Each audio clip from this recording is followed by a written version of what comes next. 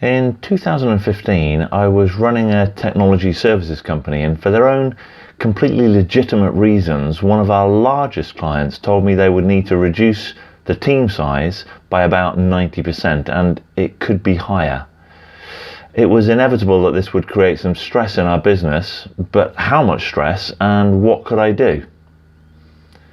This blog is part of my occasional series showing how concepts from data science and AI can help to solve real life problems, well, mostly.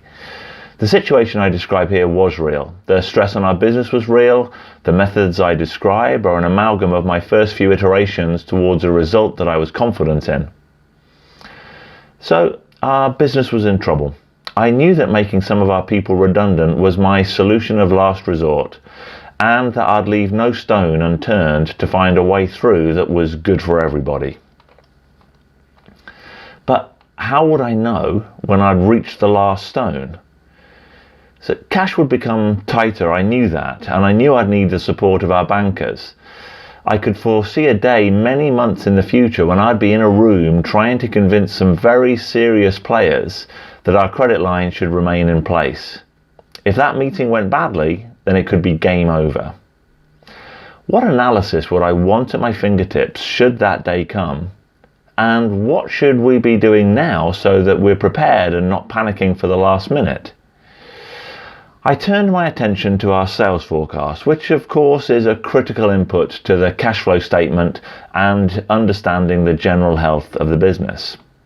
For a number of years prior to that, our growth had been constrained by the rate at which we could increase our capacity, that is, recruit and integrate more people to deliver the services. Our sales forecasting was no more sophisticated than it needed to be, that it was really fairly primitive. Clearly, it wouldn't suffice in our new world. Someone said, predictions are hard, particularly when they're about the future. And our sales forecasting problem threw up its own challenges. Our sales team at the time were talking in detail to around 30 organizations at any one time, and that included stuff that we were just about to win, right down to projects where we might have had a few meetings, established there was a project with some budget, and we were discussing some ways to engage. On average, we'd be discussing 3 or 4 opportunities per client. So our list of opportunities that were sufficiently strong enough to have an influence on our forecast ranged from a few tens of thousands of pounds for early engagements like proof of concepts or workshops, through to many hundreds of thousands of pounds for large-scale transformation work that could last many years. The start dates varied from sort of in a couple of weeks to more than 6 months away. And the percentage certainty that we would win varied a lot too. 95% might mean we've been awarded the work, the purchase order has been issued, but we don't have it yet. 5% might mean there's a piece of work, we're on a short list, they like us, and procurement is about to kick off. With all those variables, it's not a trivial problem to solve. And if we consider just the following fictional potential revenue streams, what forecast would we put in?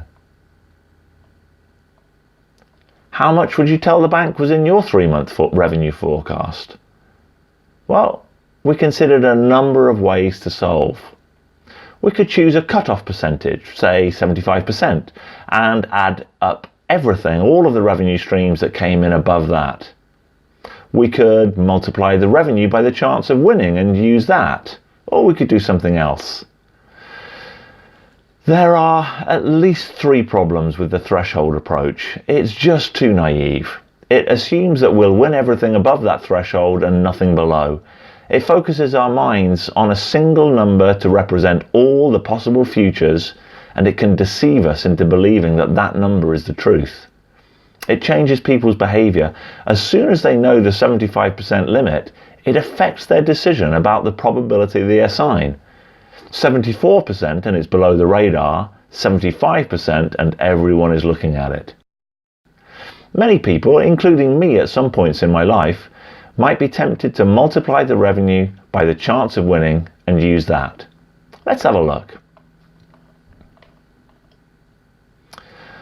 On the plus side, that method was explainable and repeatable. There was even some sort of logic to it. But would you go into a room of serious bankers and try to justify a sales forecast like this? Would you think that this line gave you enough of a full understanding of the strength of the pipeline to base your most important decisions on it? Well, I wouldn't. I can just look at the numbers and know that it misrepresents the truth. And there's no combination of potential outcomes that actually leads to that forecast number. It's not real, and I believe it has zero value.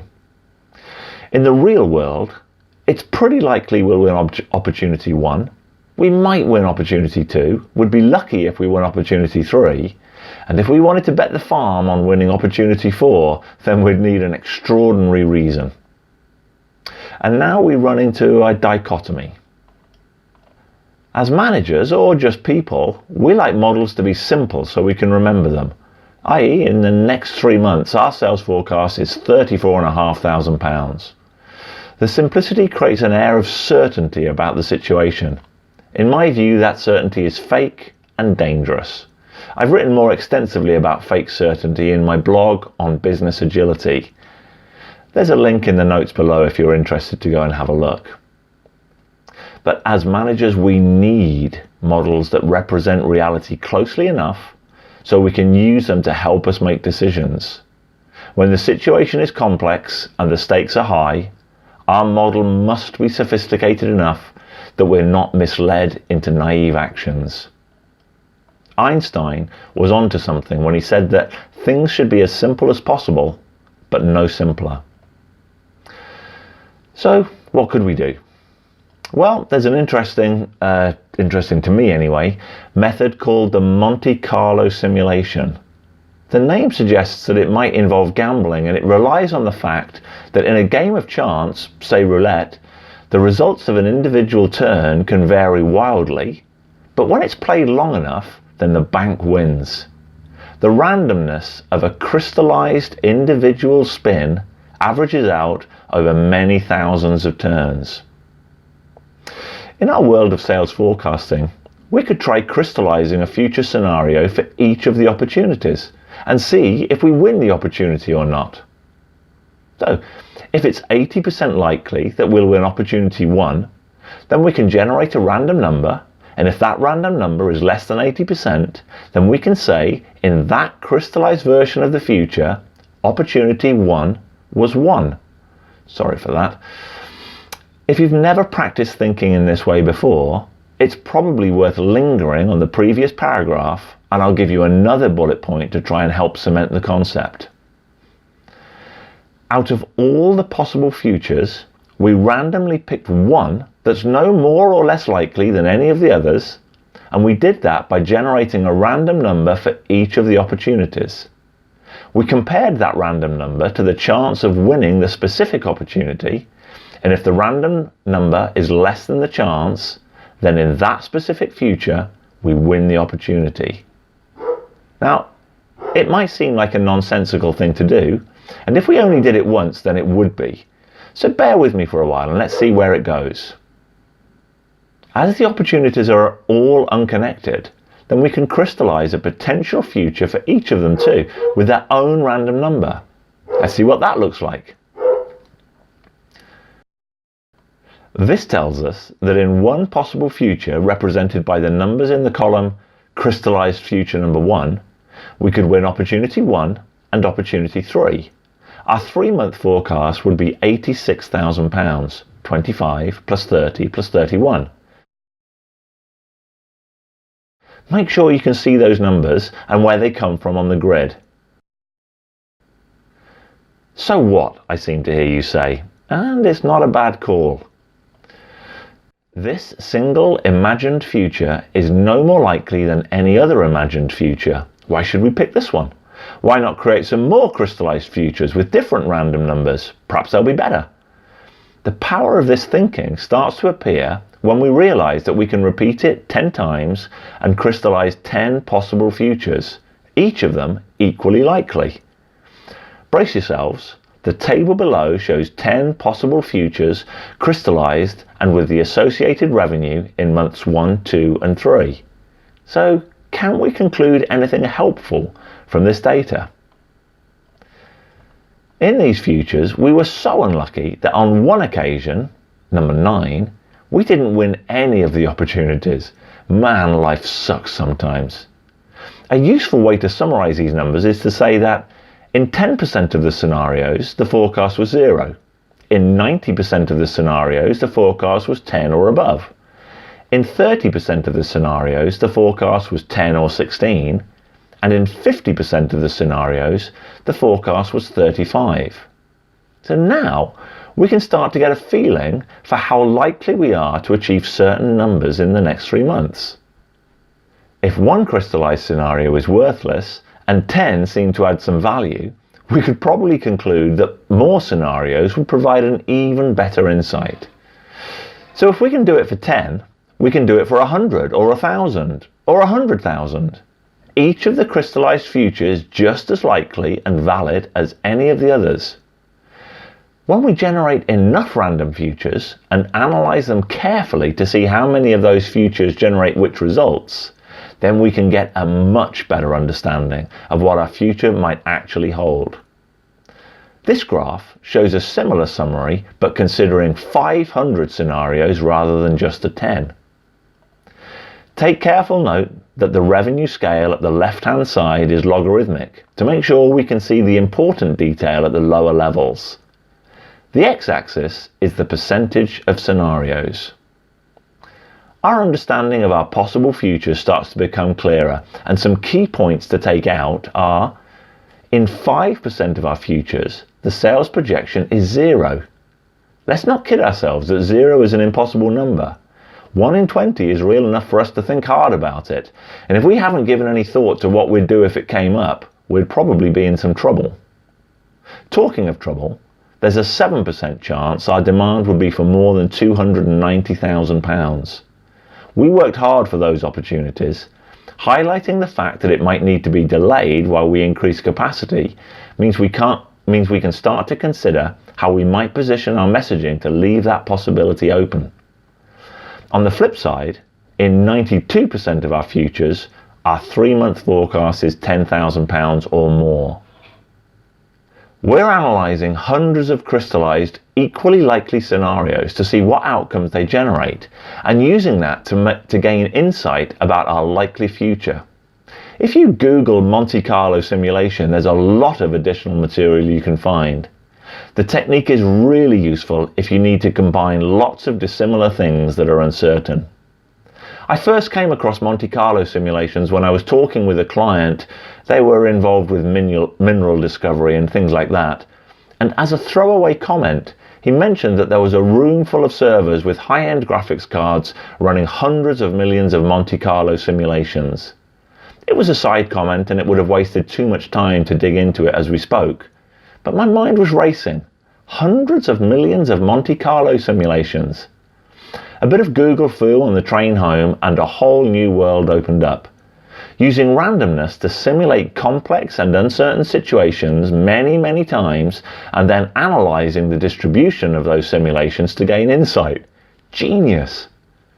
In this explanation of sales forecasting with Monte Carlo, I ignored some of the complexities of my real world. Some opportunities aren't independent. They're dependent on something else. For instance, it might be impossible to win the follow-on opportunity if we hadn't first won the exploratory phase. But winning the exploratory phase does not guarantee winning the follow-on, as that might not happen at all. Of course, there are ways of constructing our model to take such situations into account, and that's what I did eventually back in 2015. Now, getting good quality input data is never straightforward. One person's view of 5% likelihood can be different to someone else's. Some salespeople like to stay cool about their opportunities until they're almost certain the purchase order is on its way. And some salespeople start shouting much earlier. Getting a coherent view of all the opportunities is really difficult. I had to stay very close to all the salespeople and have a detailed understanding of all the opportunities. Together, we managed to keep our assessments of all the opportunities reasonably coherent. Sometimes there's just no alternative to hard slog. So, wrapping it all up, we weathered the storm in 2015. I did meet with the bankers, and as I'd hoped, the preparation we'd done gave me strength. I believed my numbers, my story was compelling, our bankers supported us, and our credit lines remained in place. When I first started to think about this blog, I wanted to try for two things. First, help more people to understand something about Monte Carlo simulations. To me, the idea is beautiful, pragmatic, and encourages us to recognize the fake certainty of single number forecasts. If you weren't familiar with this type of thinking before, then you have smashed yourself into a new idea and you've increased your ability to innovate on demand. I've written a blog about that, and there's a link in the notes below. I also wanted to underline the importance of trying to foresee and then preparing far in advance for situations that could have the most serious game over implications. It's impossible to do 6 months' work the night before a critical meeting. So, thanks for taking the time to stay with me, and I hope you found something interesting and useful too. If some transformational event is causing your organisation to become stressed and you'd like to discuss ideas for finding a path through, then please give me a call.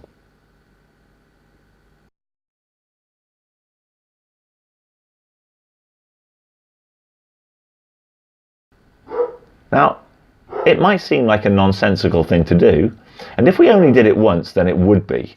So bear with me for a while and let's see where it goes. I wonder if you'll hear the dogs barking downstairs. Basil! Basil! Shh! To me, the idea is beautiful, pragmatic,